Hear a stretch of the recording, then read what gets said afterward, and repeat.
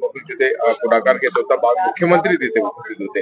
निश्चितपणे पुढच्या काळामध्ये आणखी काही आपल्याला वेगळे कार्यक्रम नायगावच्या संदर्भात नायगावला जे आहे आज ते तुमचं म्हणणं बरोबर आहे.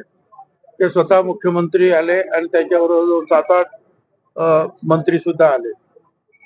सातारा जिल्ह्यातील 4 मंत्री आहेत ते सुद्धा आले.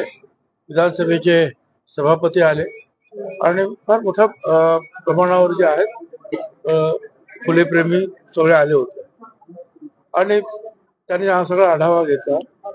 आणि तिथे आपण जी मागणी केलेली आहे की मुलींसाठी जे आहे संरक्षण प्रबोधिनी काढायचे आहे 200 मुलींसाठी, त्याच्यासाठी पैसे वगैरे मंजूर झालेले आहे, जवळजवळ काहीतरी 180 कोटी रुपये. परंतु जागा नाही, जमीन नाही, 10 एकर जमीन पाहिजे. त्यांनी तिथल्या तिथे ऑर्डर दिला की ताबडतोब या जमीन अधिग्रहित करा आणि काम सुरू करायचं. त्याच्यानंतर एक स्मारक जे आहे ते उभं करायचं आहे, वेगवेगळ्या आणखी त्याच्यामध्ये गोष्टी असलेल्या.